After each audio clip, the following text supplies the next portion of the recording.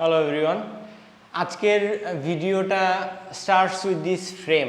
এই ফ্রেমটা হচ্ছে কি আমার বিল্ড করা প্রথম কার্বন বাইক। এইটা আমি 2018-তে বিল্ড করলাম।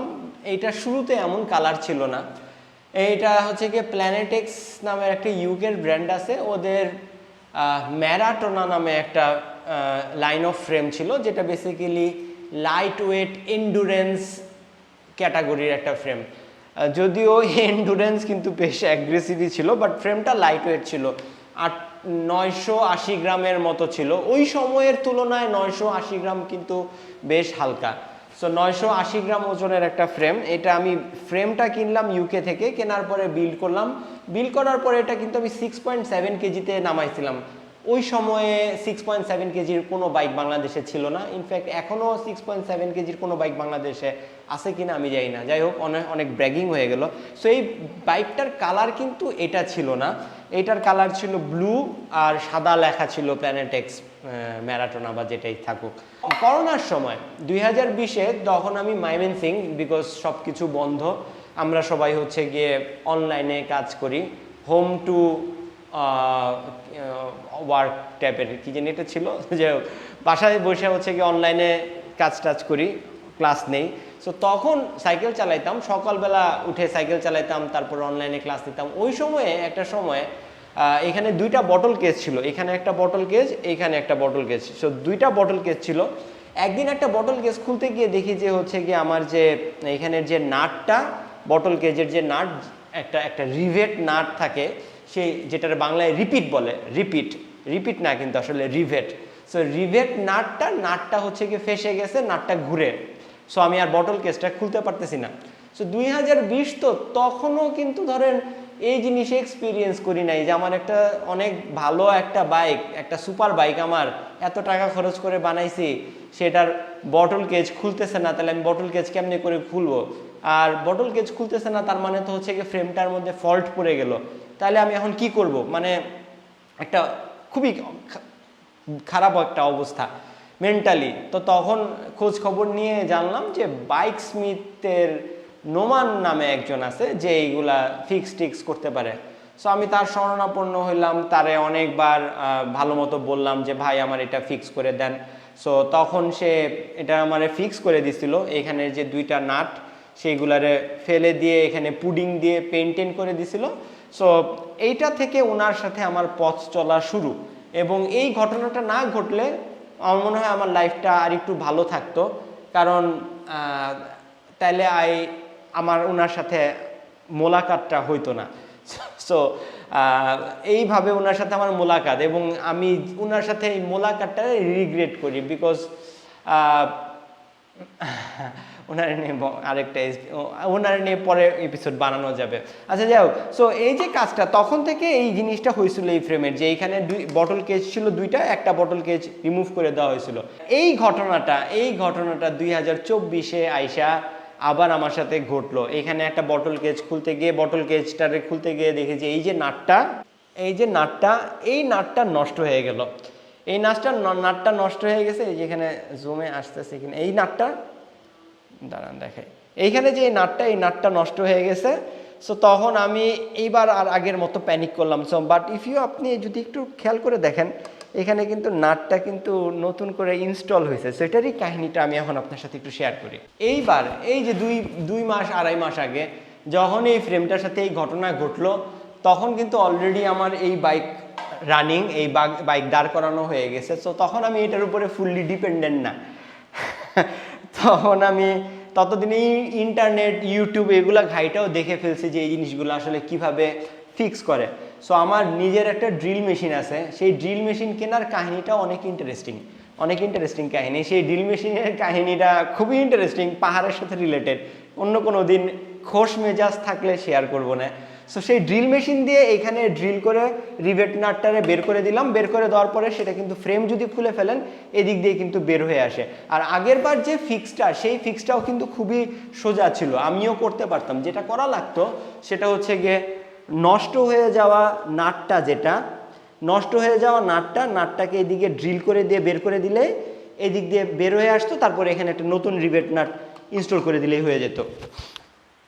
সো 2020-এ তো আমি এত এটা জানতাম না যে এটার এইভাবে করে বা ফ্রেমের মধ্যে আমি হাত দিয়ে দিব কারণ আমার তখন অলরেডি এটা নাই।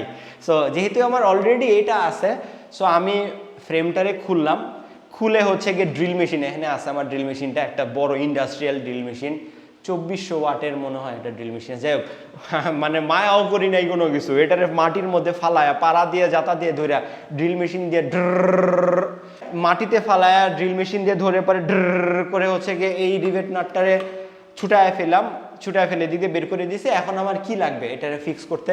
আমার ফিক্স করতে M5 নাট লাগবে। M5 নাট যদি আপনার আমি দেখাই, আমার লাগবে হচ্ছে গিয়ে এরকম M5 নাট। এখানে দেখেন কত কত M5 নাট আছে, একটা মানুষের কতগুলা M5 নাট দরকার, এখানে অতগুলা M5 নাট আছে। এবং লাগবে হচ্ছে কি এরকম একটা টুলস, এরকম একটা টুল, ঠিক আছে, যে এই ধরনের এই একটা টুল। সো আমি ইন্টারনেট ঘেটে M5 নাট অর্ডার করলাম। এই টুলটার একটা সেট পাওয়া যায় যেটার সাথে এই রিভেট নাট গান, এটা কিন্তু not any other rivet nut. এমনিতে বাজারে আপনি যে রিভেট গানগুলো পাবেন সেইগুলো হচ্ছে গিয়ে বোল্টের মতো, বাট এটা হচ্ছে গিয়ে আপনাকে থ্রেডওয়ালা M5 নাট ইনস্টল করতে দিবে যেটার মধ্যে থ্রেড আছে। আর এমনিতে নর্মালি 500-600 টাকায় বাজারে যেগুলো পাওয়া যায় ওগুলো হচ্ছে কি ধরেন একটা সারফেসের সাথে আরেকটা সারফেস লাগায় দেওয়ার জন্য ওরকম। সো এই জিনিস লাকিলি রিভেট নাট গান, যেটা আপনাকে M5, M6, M9 এই সব ধরনের rivet nut bolt nut install করতে দিবে, সেই জিনিস লাকিলি আমি দারাজে পেয়ে গেলাম। সো সেই দারাজে পেয়ে যাওয়ার পরে আমি তো যার পর নাই খুশি হয়ে এটা অর্ডার করছি। Two be safe M5 nut আলাদা করে অর্ডার করছি। সো M5 নাট অর্ডার করার 20 দিনের মাঝেই চলে আসছে। চলে আসার পরে আমি ওয়েট করতেছি এই জিনিস কবে আসবে। সো এই জিনিস আমি দেখলাম লাস্ট মের 17 তারিখ হচ্ছে গিয়ে দারাজে হচ্ছে গিয়ে ঢাকায় এসে পৌঁছাইছে, তারপরে আর আগায় না। মের 17-র পরে মনে করেন এই M5 নাট অর্ডার করছিলাম আলাদা করে, to be on the safer side, because এইটার সাথেও প্যাকেজে, এইটার সাথেও কিন্তু প্যাকেজে এই জিনিসটার সাথে প্যাকেজে M5, এখানে M5 M6 অনেকগুলা নাট আসছে। তো আমি to be on the safer side আলাদা করে M5 নাট অর্ডার করছিলাম, সেটা আমার চলে আসছে, বাট এই জিনিস আর আসে না।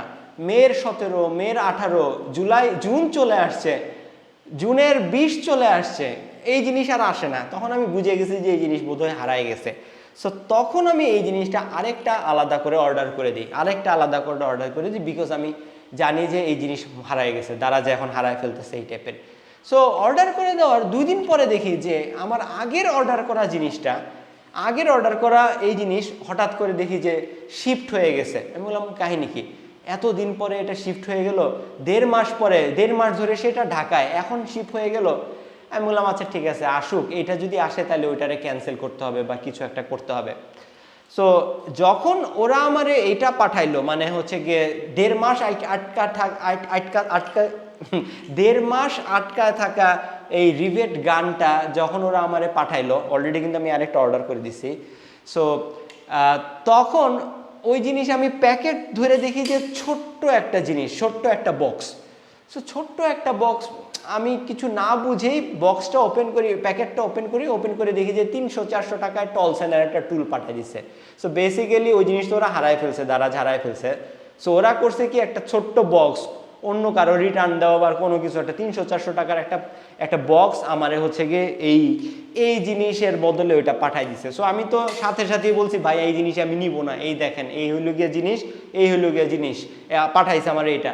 সো দারাজের লোকজন বললো ভাই আপনি ছিলেন কেন? আমি বললাম ভাই আমি তো বুঝি নাই, এই ধরনের চিটিং বাটপারি তো আমার সাথে কখনো হয় নাই, কারণ আপনি যদি দারাজে আমার প্রোফাইল দেখেন আমার কিন্তু 12-13-14 লাখ টাকার মতো দারাজে কেনাকাটা আছে, এবং আমি কখনোই জিনিসপত্র রিটার্ন দিই না।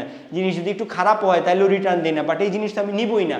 আমার এটা 3 মাস ধরে আমি ওয়েট করে এই জিনিস আমি কেন নিব, আর 2.5-3 মাসের মতো।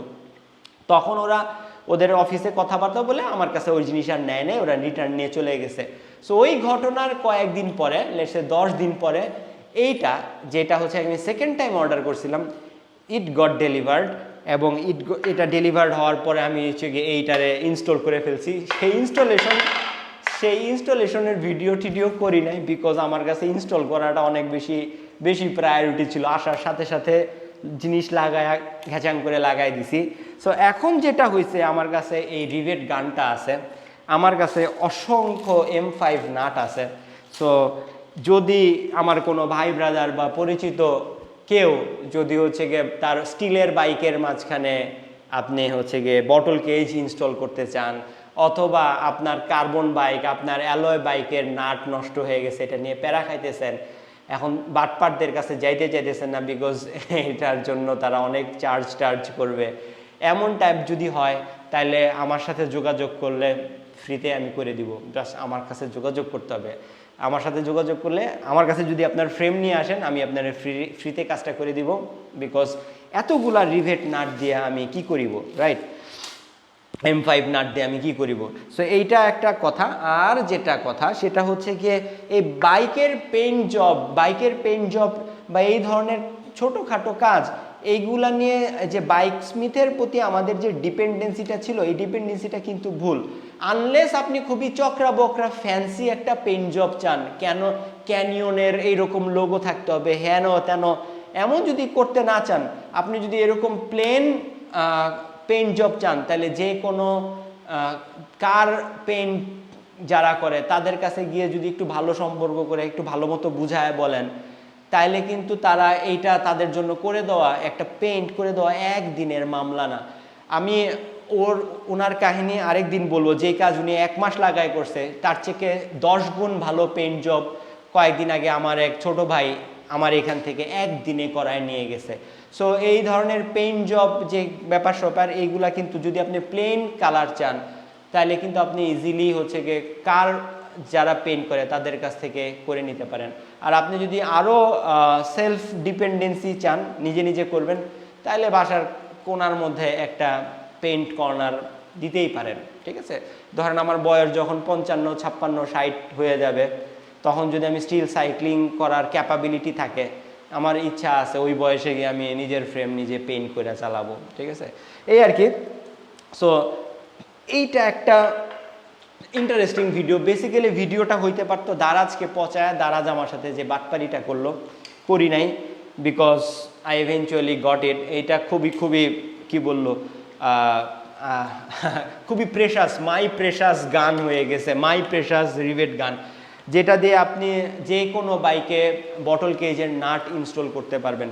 সো এইটা, আর হচ্ছে গিয়ে এটার পেছনে যে ব্যাকগ্রাউন্ড স্টোরিটা, এবং এটা করতে গিয়ে যে আমি এই জিনিসটা শিখলাম, এটা হচ্ছে গিয়ে আমার লার্নিং, যে ফ্রেমের মাঝখানে এই জিনিসগুলা নষ্ট হইতেই পারে বিকজ অফ গ্যালভানিক করোশন। আপনি ঘামবেন, পানি যাবে, সেই নাট ওই জায়গায় ফুলে যাবে বা করোশন হবে বা মরিচা পড়বে বা ঝামেলা হবে, সেটা লুজ হয়ে যাইতেই পারে।